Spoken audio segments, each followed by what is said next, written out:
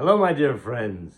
This is Rabbi Aharon Dobinsky coming to you today from the holy city of Yerushalayim in the beautiful state of Israel. I want you to cast your memories back a little bit because we're going to talk about Emunah today.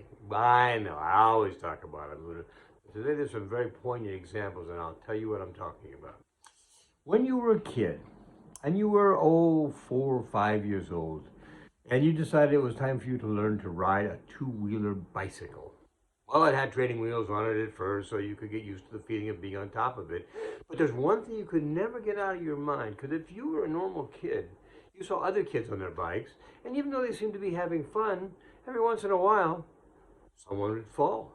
And it looked very painful. There was bleeding on the elbows, bleeding on the knees, bleeding on the head, bleeding everywhere because they fell down and they really hurt themselves. This is a picture that is very, very hard to take out of your mind once it's there. So this picture is here, sitting in the front of your head saying, gosh, should I do it? Shouldn't I do it? Should I do it? Should I do it?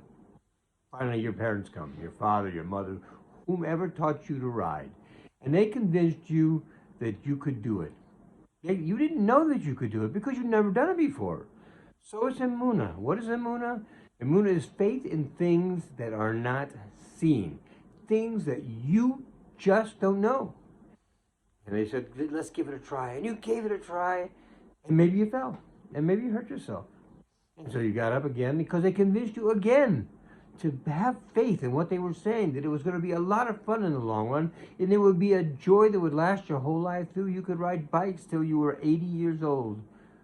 This is great. So they convinced you and you did it. And eventually, no matter how many times you might have fallen or they might have let go accidentally and you just weren't held up, no matter how many times this happened, eventually we all will do it. Because no parent says, we got to give up on this one. I guess he's never going to ride a bike.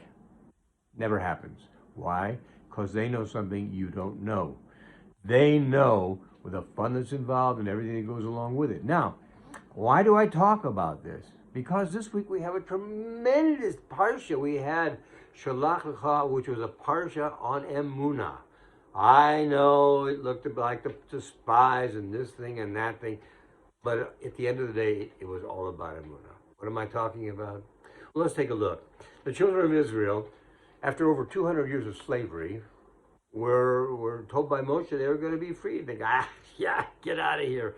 He's not going to let us go. He's got all his free labor. We're going to have to stay here for the rest of whatever. So Moshe himself, one person, went to Paro, the most powerful ruler in the entire civilized world, and I use civilized very loosely at this moment, but he was the most powerful. And he told him, let my people go. So what did the people see? They saw not one, not two, not five, 10 plagues. And the most amazing thing about the plagues is that they affected all of Egypt, except for Goshen, which is where they live. So they could sit there in relative protection, watching while Miriam, while Egypt suffered. Okay, amazing. So finally, Pharaoh lets them go, and they go into the desert. Now you can imagine the trepidations you have about going into the desert because there's no food in the desert, there's no water in the desert, there are scorpions and snakes, and they're not fun to play with. So you go to the desert. Hashem takes you to the desert, and you have no food. So he sends you manna, heavenly manna, food sent down from heaven. He gives you the well of Miriam to give you water everywhere you go. And he gives you the 10 Commandments. What's the 10 Commandments? It's the beginning of the real civilized world as we know it today. Before that, without them, the world was really not civilized, even in our definition today. And let's face it, these days, civilized has gotten a lot looser of a definition than it ever has, say, in the last 50 years. But he gave us the 10 Commandments. He gave us the ability to understand. You know, we were listening to the 10 Commandments for the first commandment. We all died. Why do I say we? Why don't I say they? The answer is because they are we. We are the same. We are the same souls that stood at Mount Sinai and received the 10 Commandments. We not only got that, we got to the Red Sea, and all of a sudden we're wedged in between water And the Egyptians, who decided maybe this was a bad idea to let us go, so they're coming at us. Meanwhile, the cloud of Hashem is protecting us so they can't come in. And Hashem splits the sea. We walk across dry shod, get to the other side. The Egyptians go into the sea and they're drowned. The waters come back. Wow. Isn't this amazing stuff? We get all these things going for us.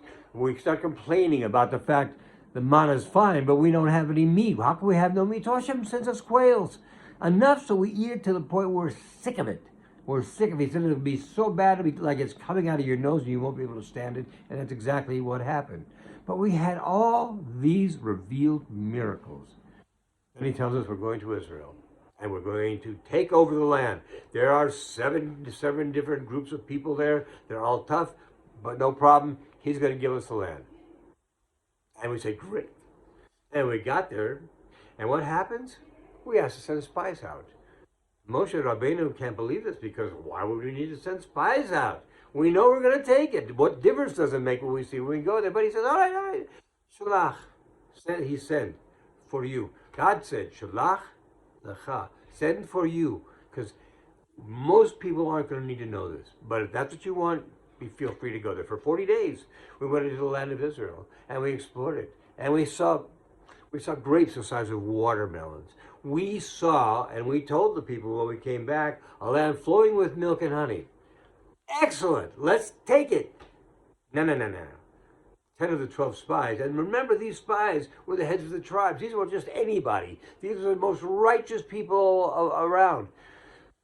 10 of the 12 came back with a bad report. The land is too difficult. The people are too tall. And we're so short that we look like grasshoppers in their eyes. And we look like grasshoppers in our eyes. Well, how do we know what they look like in their eyes? You have no idea because you don't see through their eyes. But here we are. And we're saying we can't do this. Meanwhile, Caleb ben Yefunah and Yehoshua ben Nun said, no, we can do this. God said we can do it. We can do this. But the people instead chose to believe the 10 spies. Now, there are many reasons why the 10 spies might have said this. There are those who say they realized that by going into the land, they were no longer just the heads of the tribes, that everything was going to come together and they would no longer be as important persons. I don't know if that's a reason. Nobody knows if that's a reason. It could be any one of a million reasons. The point is, that night, we cried all night long because what was going on. What's the matter? There's not enough graves in Egypt. You had to bring us to the desert where we couldn't eat, where we couldn't live, where we die right here. Ridiculous. Absolutely ridiculous. And Moshe Rabbeinu and Aharon Cohen, they prostrated themselves in front of Hashem. And they said what they always say, the 13 words of asking for forgiveness and for asking to be let off the hook, so to speak. They said, Ad Hashem, Yelna, Refanallah. Excuse me, Ad Hashem, that's another one. We'll bring that up in another one. Hashem.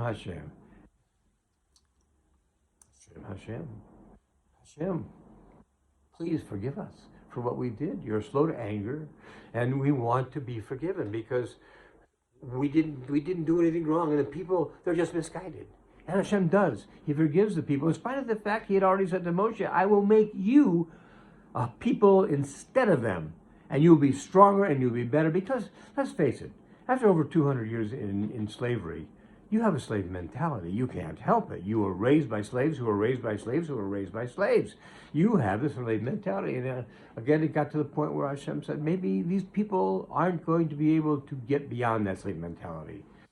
So he said, because you cried tonight and you didn't believe what I told you, now you will cry on this night every year.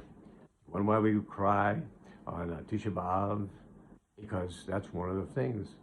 The same date in history, Spain threw all the Jews out of Spain, the end of the golden age of Spain, by the way, so it was not a smart thing for them to have done, but they did it anyway. It's not been Kristallnacht during World War II, again, on Tisha B'Av. So Hashem made sure that we would continue to pay for this. We, us, because we are them, okay? So, every year, about the same time of the year, some people would go out into the desert. They would literally dig their own graves, lay down, and they would be gone. And they did this for 40 years until the Jews were ready to enter Israel. And this time, when they were ready to, by the way, I should tell you that they finally realized they'd made a mistake. And they asked for Hashem. They said, help us, and we're going to go conquer this mountain right now. And then Moshe told them, no. God is not with you right now. You can't do this. They didn't listen, and they got whipped pretty good. So the point of all this is we knew all the things Hashem had done for us. He gave us manna, he gave us water, he gave us quails, he opened the sea, he gave us the Ten Commandments. The list goes on and on and on. Surely by this time we should have had Emunah, and faith in the fact that when he said, I'm going to give you the land, he was going to give us the land. But we didn't. And we paid the price for it. And every year, even all the other things that all happened, we never forget Tisha B'Av, because that was a night when we cried all night for nothing, not having the basic emunah on Hashem, which he gave us the basis for in all the things he'd done previously for us. And because of that, this is what happened. So may I say to you in parting today, emunah is extremely important. It is faith in things unseen. Let's face it, some of the things you see these days, you have to wonder how people have faith in them. But we have to have the faith in things unseen that Hashem tells us we need to have the faith in.